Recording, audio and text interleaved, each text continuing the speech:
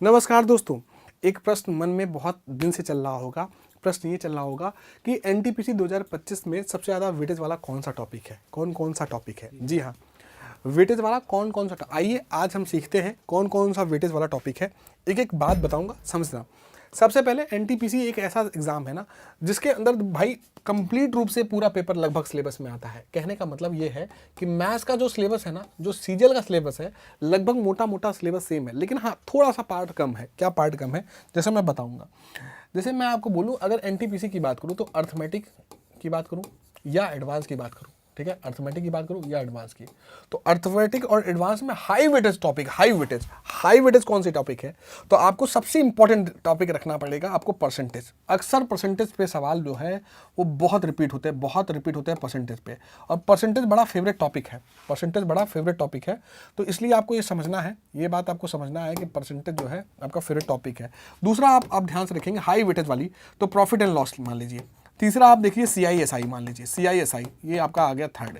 अगर चौथा बात करें, ये हाई वेटेज के हिसाब से लिख रहा हूँ।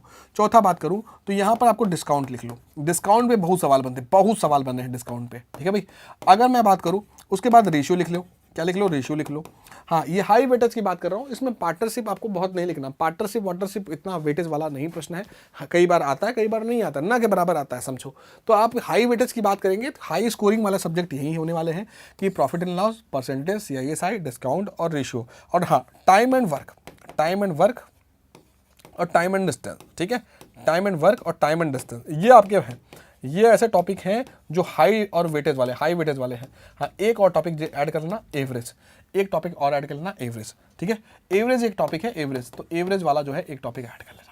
तो ये ऐसे टॉपिक हैं जो हाई वेटेज के हैं। कैसे हैं? आपने कहा इनके हाई वेटेज है, मतलब इनमें प्रश्न जो है ना, इनके प्रश्न ज़्यादा आते हैं, मतलब इनके प्रश्न ज़्यादा आते हैं। उसके बाद जो बच गया, तो ज्योमेट्री का, यार ज्योमेट्री का इसमें ज़्यादा, एडवांस की बात करूँ तो ज्योमेट्री की बात आता है, ठीक है।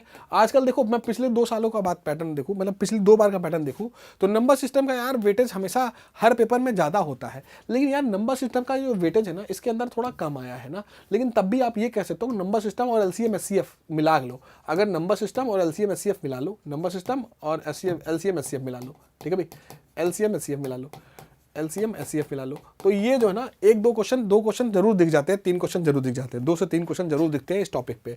तो ये भी आप ना हाई वेटेज के अंदर रख सकते हो। साथ में मेंसुरेशन और ऐड कर लो। और क्या करना है आपको 2 चीज और रखना है। एक पॉइंट आपको रखना है प्रोबेबिलिटी, स्टैटिक्स, ठीक है। स्टैटिक्स बहुत ज़्यादा इंपॉर्टेंट, सबसे ज़्यादा। अगर एडवांस में कुछ भी ज़्यादा इंपॉर्टेंट है, 2 सवाल फिक्स हो जाता है। या तो मीन मोड मीडियन में पूछ लेगा सवाल, या तो मीन मोड मीडियन में पूछ लेगा, या तो आपको क्या बोलेगा कि एक क्लासिफाइड डेटा देगा और उस क्लासिफाइड डेटा का इंटरवल दे देगा, और इंटरवल के साथ जो है वो मीडियन की लेंथ पूछेगा या मोड की लेंथ पूछेगा, ऐसा पूछ लेगा। या तो डायरेक्टली इंपेरिकल फार्मूला पे सवाल पूछ लेगा, इंपेरिकल फार्मूला। तो स्टैटिक्स जो है ना, स्टैटिक्स, हाँ जी, सांख्यिकी जो होती है, सांख्यिकी, ये जो सांख्यिकी है, ये सांख्यिकी बहुत इंपॉर्टेंट है आपके लिए, ठीक है भाई। तो आप, अरे यार सांख्यिकी कैसे लिखा जाएगा? ऐसे लिखा जाए, हाँ ऐसे लिखा जाएगा। तो ये सांख्यिकी जो है ना, सांख्यिकी, हाँ जी, सांख्यिकी आपके लिए बहुत इंपॉर्टेंट है। स्टैटिक्स आपके लिए बहुत इंपॉर्टेंट है ना। तो स्टैक्स बहुत इंपॉर्टेंट होता है, स्टैक्स। तो स्टैक्स का मतलब स्टैटिक्स। तो आपने कहा स्टैटिक्स जो है वो बहुत इंपॉर्टेंट है। क्यों? क्योंकि इस पे फिक्स है भाई, इस सवाल पे 2 सवाल फिक्स होना। तो ये हाई वेटेज सवाल है। अब आप दोस्तों, अगर आप इनको आप चाहते हैं ना कि जल्दी सीखना, आप जल्दी कवर करना चाहते हैं, तो मैं आपको ये बात बताऊंगा कि यार देखो, हाई वेटेज का जो सवाल है ना, हाई वेटेज वाला सवाल है। सबसे पहले आपको करना क्या चाहिए? सबसे पहले आपको एडवांस कंप्लीट करना चाहिए। इससे फायदा क्या होगा? एडवांस जब आप कंप्लीट करोगे, हाँ जी, एडवांस जब आप कंप्लीट करोगे तो इसके अंदर आपको ज्योमेट्री, हाँ जी, इसके आप अंदर क्या आएगा? ज्योमेट्री। एडवांस जब आप कंप्लीट करोगे तो इसके अंदर जो ज्योमेट्री है ना, ये थोड़ा दिक्कत करेगी। मैं इसका कंप्लीट सोल्यूशन देता हूँ, कंप्लीट सोल्यूशन।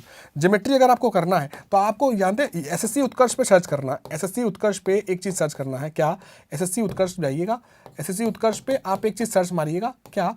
कि कंप्लीट ज्योमेट्री। हाँ जी, एक भी क्वेश्चन इससे बाहर नहीं जाएगा। Complete geometry by Ashutosh sir, ठीक है।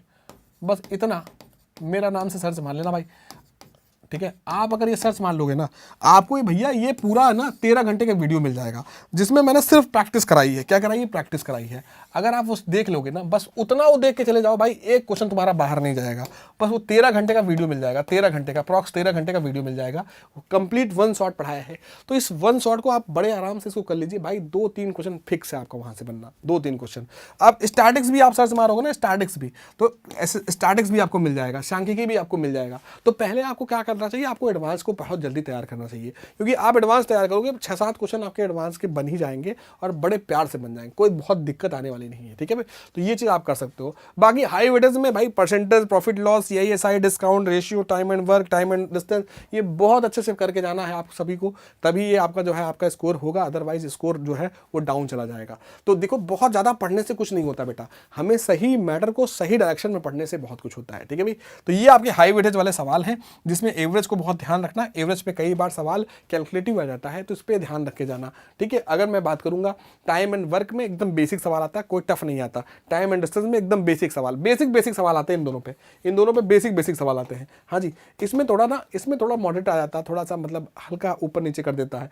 रेशियो में भी मॉडरेट आ जाता है कई बार, CISI में भी मॉडरेट आ जाता है कई बार। देखो, एक स्तर बताऊं तो एक स्तर जो है वो आपका मॉडरेट स्तर रहता है, मतलब ना तो बहुत ईजी रहेगा ना तो क्योंकि भाई ज्योमेट्री जिस सेक्शन में आ जाएगा ना, वो कभी भी पेपर इजी हो ही नहीं सकता, तो वो मॉडरेट ही रहेगा। तो ये चीज़ याद रखिएगा।